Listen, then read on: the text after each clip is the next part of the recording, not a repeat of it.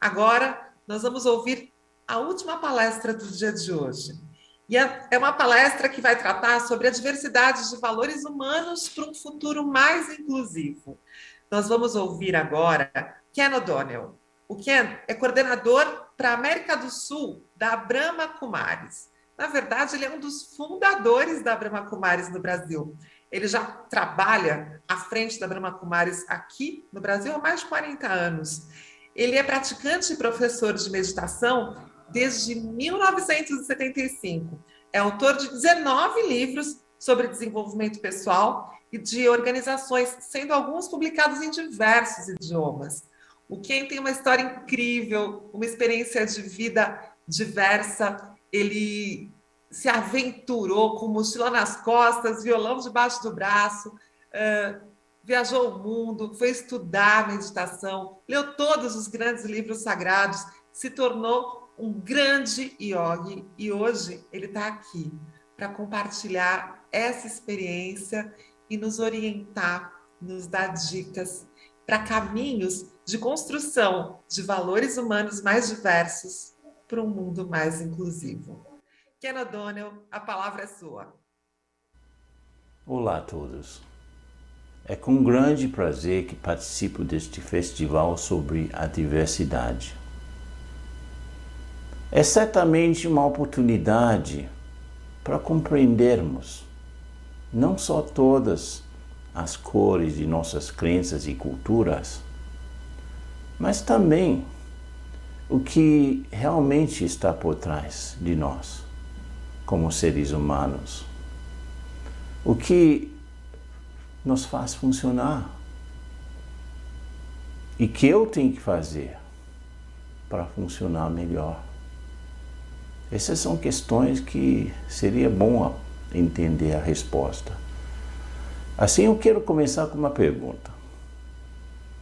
Na sua experiência, quais são as principais virtudes ou valores que contribuem para um bom relacionamento entre dois seres humanos? Pensem em seus próprios relacionamentos. Alguém importante. Quais são os valores que tornam tudo mais suave entre vocês dois? E como vocês retêm a harmonia entre vocês? Com quais valores? Pensem em silêncio por alguns momentos. Escrevam quais são os 3 principais valores que mantêm seu relacionamento em um bom estado. Vão escrevendo. É respeito, confiança, a cooperação, a compreensão, a sua capacidade de ouvir. Tudo isso é importante. A tolerância. Agora, parabéns se vocês colocaram uma dessas respostas, pois é a mesma pergunta que eu já fiz literalmente com centenas de grupos ao redor do planeta, os mais diversos públicos imagináveis, escoteiros nos Estados Unidos, cientistas na Grécia, estudantes de MBA em Dubai, vendedoras na Argentina, índios do Planalto Boliviano, executivos brasileiros. Todos eles disseram coisas semelhantes às respostas de vocês agora. Por quê? O que é isso? O que temos em comum? Na minha vida eu tive a sorte de visitar mais de 80 países diferentes. Inclusive, alguns muitas vezes. Por exemplo, a Índia já foi 70 vezes. em outros países incontáveis vezes também. E minha primeira grande viagem foi quando eu tinha apenas 21 anos de idade. Eu nasci na Austrália e atravessei o mar um pouco para o país mais próximo, que era Timor-Leste, que naquela época era uma colônia portuguesa ainda.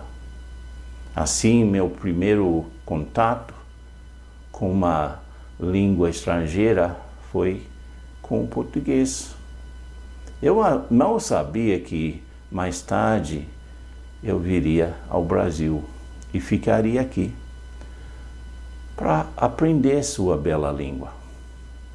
Enfim, de lá, de Timor, eu fui para Malásia, Tailândia, Myanmar, Índia, Paquistão, Afeganistão, Irã, Turquia, Bulgária, Áustria, Alemanha, Holanda e finalmente cheguei na Inglaterra, onde fiquei um bom tempo.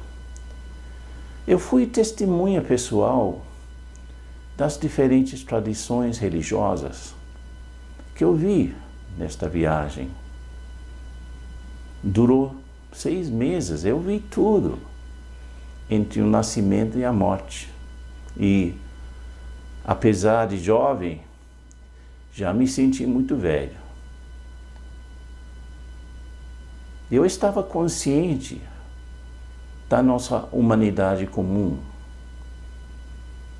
e, ao mesmo tempo, perplexo pelo sofrimento, pelos conflitos que havia entre os diversos setores do mundo. Isso me deixava preocupado. Apenas mais tarde, quando comecei a meditar profundamente no meu ser interior em Deus, através de Raja Yoga, que é o yoga da meditação, é que eu comecei a entender alguma coisa sobre o que estava por trás da nossa humanidade diversificada. Vivemos num mundo diverso, não temos dúvidas sobre isso.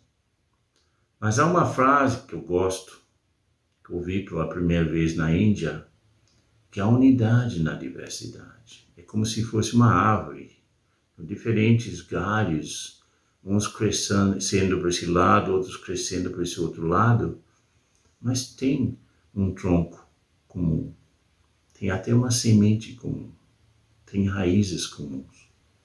Não é que todas as religiões apareceram do nada, cresceram a partir de uma coisa. E todas as línguas a partir de uma coisa. Todas as culturas a partir de uma coisa. E por isso que é muito bonito fazer o trabalho, identificar o comum, porque essa é a base de comunicação, é a base de valores humanos. O que temos em comum. Inclusive a palavra comunicação significa compartilhar o que temos em comum, que pressupõe o que temos de reconhecer, que eu tenho em comum com meus interlocutores todos. O que uma mulher e um homem têm em comum? O que é um budista e um cristão têm em comum? O que é um russo e um americano têm em comum? São coisas que precisamos reconhecer. E aí, a prática de valores se torna mais fácil, assim. Você vê aqui, são 2 mães, naquele momento de júbilo, de ter dado à luz, de ter esperado vários meses, de ter passado por até complicações, ou dores certamente, e finalmente nasceu o filho. É um milagre. E você vê a ternura nos olhares. Você tem são mães diversas, de culturas diferentes, mas certamente é a mesma expressão de amor, mesmo sentimento de júbilo. E infelizmente acontece o seguinte: E o sofrimento de uma mãe em Sri Lanka, quando o filho morreu no tsunami, e essa outra mãe, não sei de onde, que está chorando a perda do seu filho, nesse caixão pequenininho. O pesar, o sentimento de perda, essa tristeza profunda é comum. Então não são apenas valores bons que temos em comum com outros. Ou seja, uma mãe do Sri Lanka, uma mãe cristã, talvez americana, sente o mesmo amor pelo filho. E também sente a mesma perda do filho e se perde. É o mesmo sentimento, independente das crenças e culturas. Ou quando alguém recebe um prêmio, fica alegre, lisonjeado, leve, que bom, me reconhecer o meu trabalho.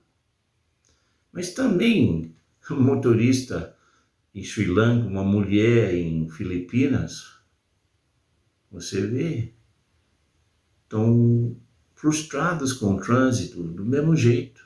A raiva também é compartilhada, não apenas o amor. Então, as emoções fortes e positivas, emoções negativas e fortes são parecidas, independente da cultura. E talvez os xingamentos são os mesmos, se você traduz os sentimentos dos dois motoristas. Enfim, uma vez eu fiz essa viagem, como já comentei, eu tirei várias fotos. Essas não são essas as fotos, mas eu tirei fotos parecidas porque eu estava fascinado pelo fato de que as pessoas tinham suas expressões religiosas em comum. É como se são diferentes, como falei, diferentes galhos da mesma árvore de religiões e, portanto, estão tendo gestos parecidos, objetos parecidos. Você vê um grupo de cristãs rezando, um grupo de budistas rezando, um grupo de mulheres hindus rezando, e todos estão fazendo exatamente a mesma coisa. Se eu não falasse língua, se eu não soubesse nada das diferentes crenças, eu estivesse aqui visitando de outro planeta, eu não entendesse nada da língua humana e visse gente fazendo a mesma coisa, eu também pensaria que sim, estão fazendo a mesma coisa. Estão todos com os olhos fechados, tentando fazer contato com algo além daqui. E a expressão desse algo além daqui é diferente. Outras fotos que eu tirei, eu fiquei fascinado, especialmente quando eu estava em Afeganistão. Eu estava no ônibus e o homem do meu lado tinha um rosário na mão. De uma cidade a outra, sem parar, ele estava contando as contas do seu rosário. E você vê o rosário típico muçulmano, depois você vê o terço cristão, o rosário cristão, depois você vê o rosário hindu, também outras tradições têm seus rosários que estão fazendo, o que estão contando? Que, obviamente é algo que ajuda a concentração, ajuda a manter a fé, mas estão fazendo a mesma coisa, com propósitos diferentes talvez, com palavras diferentes certamente, mas estão com o mesmo gesto. Por que os cristãos fazem o sinal da cruz aqui, os hindus colocam um ponto aqui, e por que os muçulmanos, quando saúdam, tocam aqui em primeiro lugar, depois assim, saúdam? E quando nós fazemos uma besteira, o que fazemos com a mão? Ai! E até diz, ai meu Deus do céu. Porque não é, obviamente, o corpo que fez o besteira, né? mas é o ser pensante que errou. E aí está aqui dentro. E está aqui dentro para todos os seres humanos, independente de seus lugares no planeta. Gosto de usar o exemplo de uma roda de bicicleta. Porque você vê, estão conectados, a roda está rodando. E se vamos nas pontas dos aros, vemos as diferenças. E se chegamos ao centro da roda, vemos esse território comum que eu estava comentando. E, portanto, você tem, nesse caso, as diferentes religiões, os ismos, mas o território comum é a espiritualidade. Essa diferença, inclusive, entre espiritualidade e as religiões. A espiritualidade é o território comum de todos, a expressão de valores.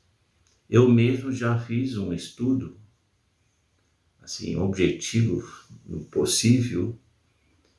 Eu já li a Bíblia, o Alcorão, Dhammapada, que é a escritura principal dos budistas.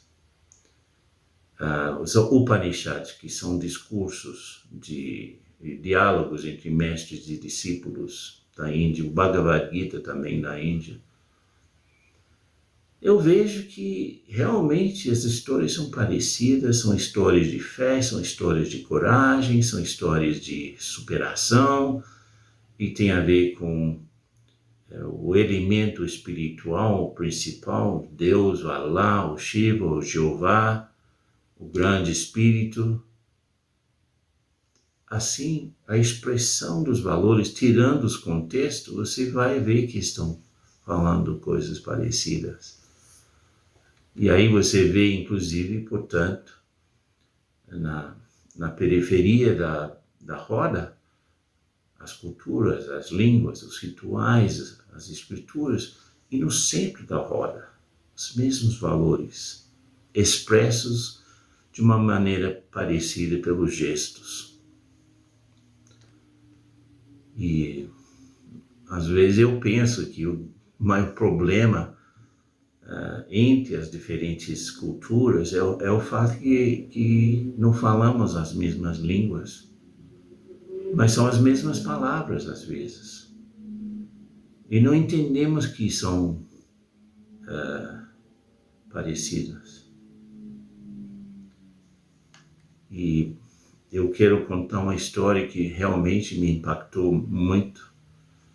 Porque no fim do ano 2004 eu estava na Índia, num programa com o presidente de uma das maiores empresas do mundo para a região Ásia-Pacífico. E aconteceu o tsunami no dia 26 de dezembro de 2004. Devastou muitos países. E Sri Lanka, 50 quilômetros da costa, foi devastado, literalmente. Morreram 30 mil pessoas, 40% crianças, como vimos naquela fotografia anterior. A onda veio, eu mesmo conversei com uma mulher jovem, que na hora da onda estava com um bebê, seu bebê nos braços, e sua irmãzinha de 7 anos estava andando na rua. De repente veio a onda, levou. E aí, nessa coisa toda, ela tentar ficar com a cabeça fora da água, ela soltou o bebê e soltou também a irmãzinha dela. Nunca mais viu. Então imagina a desolação. Então o presidente desse grupo, ele resolveu levar 200 presidentes das empresas do grupo para ajudar as vítimas e para aprender alguma coisa sobre a relação humana principal. entender bem o cliente, entre aspas. Não é entender o cliente para vender alguma coisa, mas é entender o cliente do aspecto, do ponto de vista humano. Porque tanto o presidente de uma empresa como o último, o mais pobre de todos, que trabalha ali na empresa, os dois querem ser felizes, os dois entendem o que é amor, entendem o que é respeito. Gostariam que tivesse. E você vê aqui, por exemplo, esse homem da esquerda é presidente da empresa na Austrália. Estão interagindo com o povo. Aí você vê reunião entre aqueles que perderam tudo e representantes da empresa. Claro, eles entraram com máquinas, entraram com remédios, com alimentos, mas que o povo que acabou de perder tanto e tudo queriam era amor.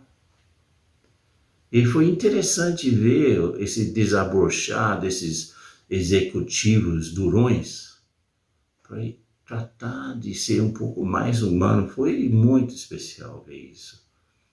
E aí na segunda parte da viagem, fomos para um lugar na selva, onde não tinha nem luz, nem cobertura celular.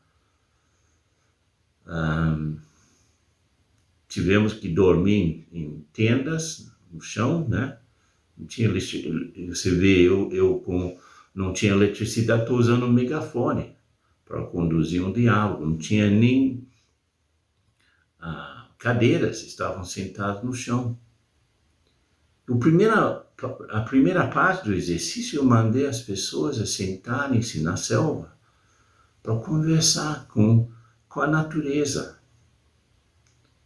Ver o que a natureza ensina sobre a estabilidade, sobre o amor, sobre a interação, sobre como conviver com a diversidade. Aí voltaram com tantas experiências que você vê nos rostos deles, leves, depois de viver vários dias com o coração na mão, vendo essa tragédia, estavam começando a desabrochar, os valores estavam saindo lá de dentro. E aqui tem gente de 11 países interagindo nesse nível. Por isso que eu coloquei isso como exemplo. São os mesmos valores, independente das culturas. Outra experiência que eu quero comentar, de uma época que nem internet tinha. Vocês podem imaginar, fazer um projeto como o Brahma Kumaris, que é a organização que eu sou coordenador na América Latina. Somos uma organização consultora da ONU. E já fizemos muitos projetos dedicados à ONU, em diversos lugares. Esse projeto em 88, 89, Cooperação Global para um Mundo Melhor, foi um projeto que envolveu centenas de milhares de pessoas em 120 países. Então não foi uma coisa pequena. Eu quero usar esse exemplo porque o projeto elucidou valores. E a partir dessa pesquisa enorme, numa época quando não tinha nem, WhatsApp, essas coisas, não tinha. O meio de comunicação era fax, e-mail. Então, foi espetacular e resultado foi 100 mil iniciativas, porque fizemos duas perguntas. Que tipo de mundo você quer? O que você fará por ele? Então, iniciativas desde alguém resolver um problema com o vizinho, até programas, por exemplo, para a Sociedade Asmáticos da Austrália, ou seja, um projeto para melhorar seu pedacinho do planeta. E analisamos todo esse material. que surgiu das mesas redondas de conversas, diálogos, para responder essas duas perguntas, como falei, centenas de milhares de pessoas. E analisamos durante todo o ano de 89, e aí produzimos esse livro, Visions of a Better World, Visões de um Mundo Melhor. E nesse livro, queríamos condensar toda essa vontade expressa de tanta gente. Aí identificamos os valores das pessoas, independentes de sua nação, cultura, religião, cor. Me lembro ter conversado com vários grupos de indígenas no Planalto Boliviano, grupo de vendedoras em Argentina, ou seja, os mais diversos grupos você pode imaginar, mas todos respondendo de forma muito parecida. Que a seguir, por exemplo, em um mundo melhor queremos celebrar a alegria da vida. Em um mundo melhor queremos respeitar os direitos humanos e assegurar a dignidade e integridade de todos. No mundo melhor queremos preservar o equilíbrio ecológico. Queremos um planeta verde, não um planeta desértico. Queremos ar limpo, água limpa. Quem não quer isso? Queremos compartilhar os recursos naturais do planeta. Então, o espírito do compartilhar, o espírito de amor, o espírito de respeito, transpirava nas respostas das pessoas. As pessoas nesse mundo melhor têm oportunidades iguais para realizar seu potencial através de uma educação adequada, junto com valores espirituais. Queriam isso. Nesse mundo melhor queremos uma vida familiar harmoniosa e gratificante. Quem não quer? Né? Nesse mundo melhor, respeito, compreensão e tolerância em todas as relações humanas. Então você vê claramente expressos os valores. Respeito, compreensão, tolerância. Nesse mundo melhor, as pessoas se comunicam abertamente. Então, abertura, outro valor. Em um espírito de igualdade, outro valor. Boa vontade, outro valor. Nesse mundo melhor, queremos a justiça social, econômica, política, assegurada através da honestidade, outro valor, responsabilidade, outro valor, e respeito ao Estado de Direito. Ou seja, você vê como os valores transpiravam por essas expressões sobre o mundo que queremos. Nesse mundo melhor, os governos, como representantes do seu povo, estão comprometidos com o seu bem-estar. Compromisso, outro valor. E nesse mundo melhor, a ciência serve à humanidade e garante seu desenvolvimento sustentável e a qualidade de vida, sustentabilidade, desenvolvimento sustentável. Isso estamos falando do 88. É um tema que percorreu e até aqui não foi resolvido. Os valores, não há dúvida que temos os valores. O problema é que não temos força por trás dos valores porque não entendemos como arrancá-los. Digamos, eu tenho respeito a esse tanto, mas na verdade eu preciso desse tanto para conviver com as pessoas à minha volta. O que eu vou fazer para eliminar um intervalo entre aquilo que eu tenho e aquilo que eu preciso? Pode ser tolerância. Eu tenho esse tanto, mas preciso desse tanto. Tem compreensão, ok. Tenho esse tanto, mas necessito esse tanto. Então, de onde vamos tirar isso? Não é uma coisa que tiramos do corpo. É uma coisa que tiramos da alma. O respeito é uma coisa que brota dentro. E eu vou mostrar isso a seguir. Esse exemplo do iceberg. Você vê nesse Photoshop de um iceberg, 10% são visíveis e 90% não. Ou seja, tudo tem aquilo que é aparente, superficial, visível, e uma grande parte que não é. A diversidade, praticamente, está completamente contida na superfície, no superficial. E aqui estão as nacionalidades, as raças, as culturas, línguas, religiões, faixas etárias, tipo de corpo que temos,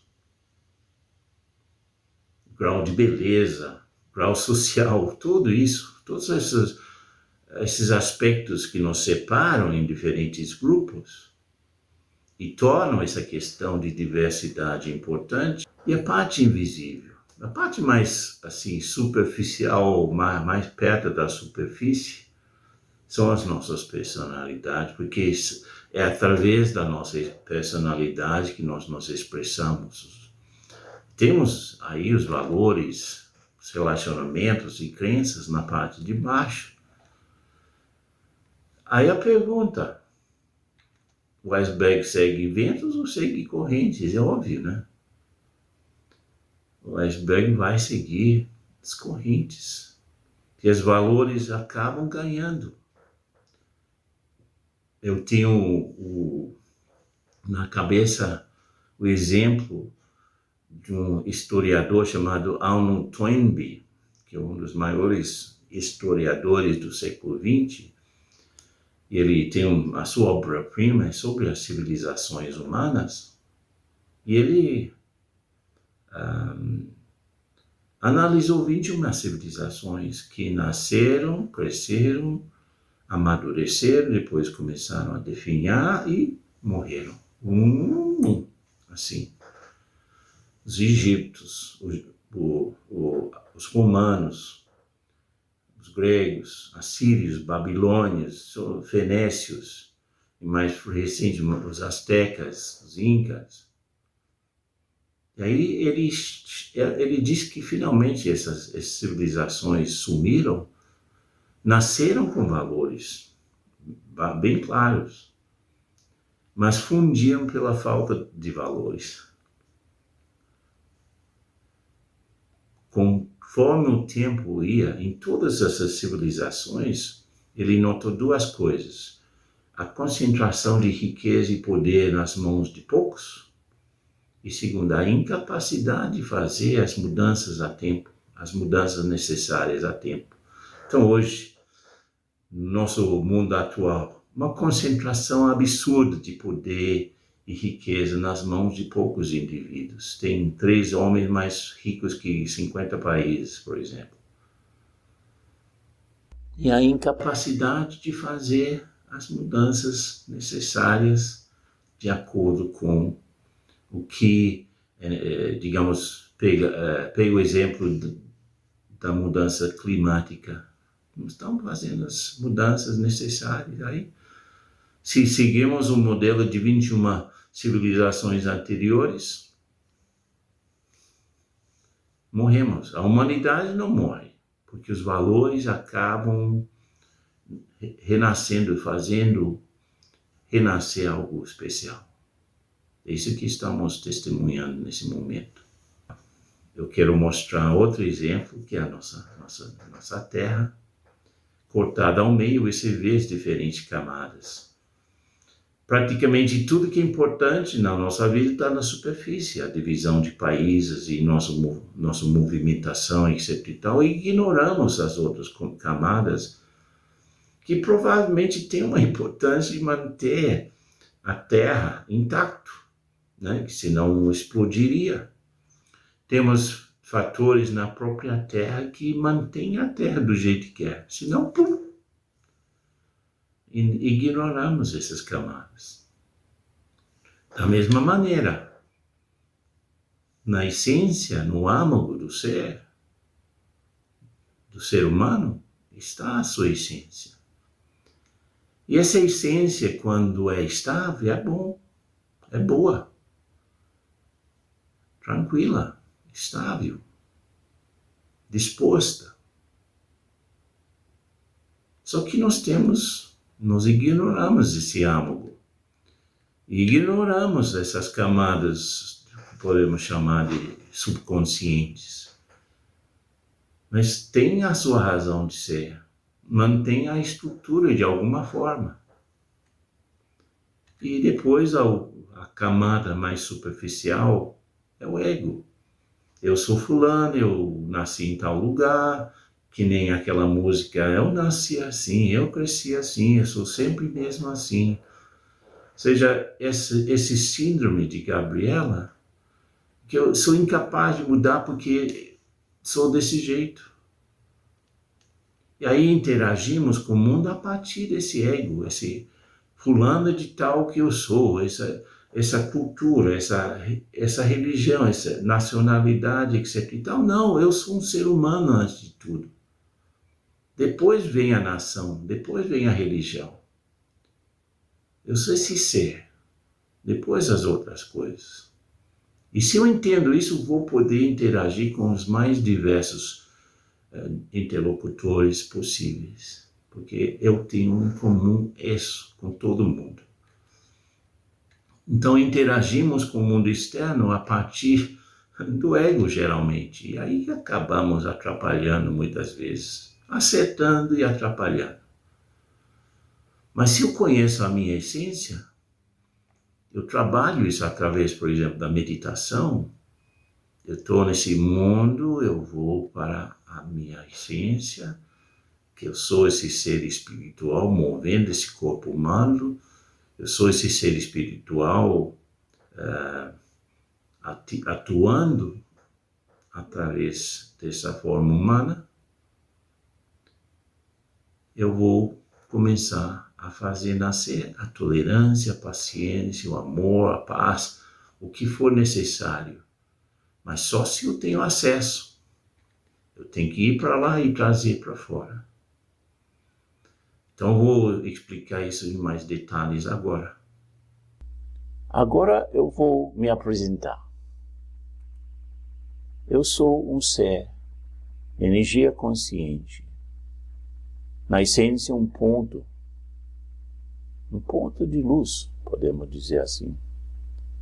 Eu sou esse ser espiritual passando por essa experiência humana. E o que temos em comum com todas? Somos todas, na essência, muito parecidos. Agora, o primeiro efeito da consciência, dessa energia consciente, é a mente. Os pensamentos, os sentimentos, as emoções, os desejos.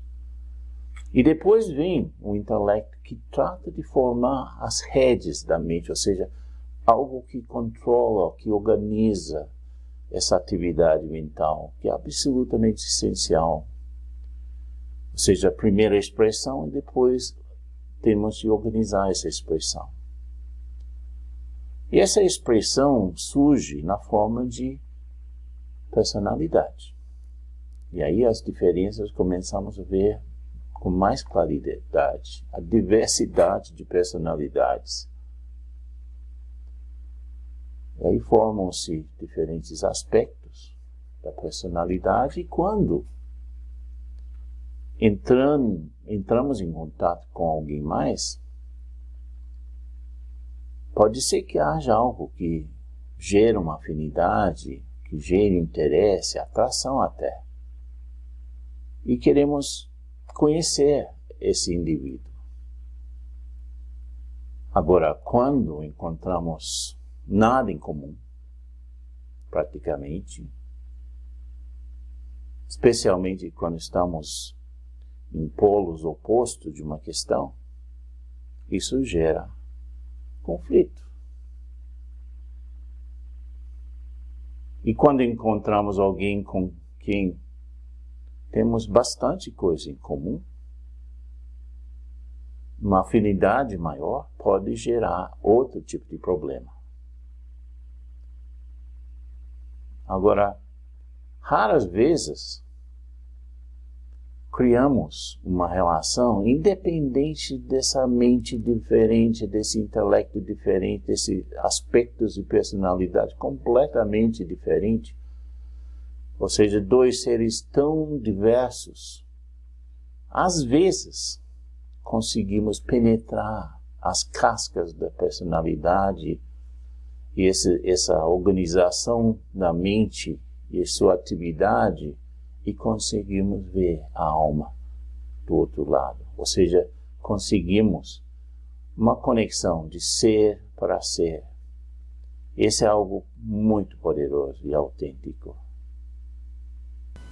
Estou realmente convencido de que se formos capazes de enxergar não apenas além das diferentes cores e gêneros e culturas dos nossos corpos, temos uma boa chance de criar relacionamentos duradouros com qualquer pessoa, em qualquer situação.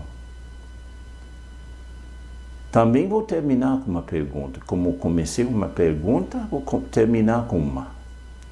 Traga na tela de sua mente alguém com quem você se sente proximidade, que é importante para você, mas que é muito diferente de você.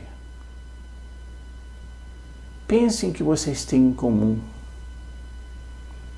Ambos provavelmente querem amar e ser amados. Os dois provavelmente querem entender e ser entendidos. Ambos provavelmente estão procurando a felicidade nas suas vidas. E ambos provavelmente preferem ser pacíficos do que estar sem paz. Portanto, voltem sempre a essas 4 qualidades especialmente e aconteça o que acontecer em seu relacionamento, a base da harmonia será compreender a natureza fundamental do amor, da compreensão, da felicidade e da paz.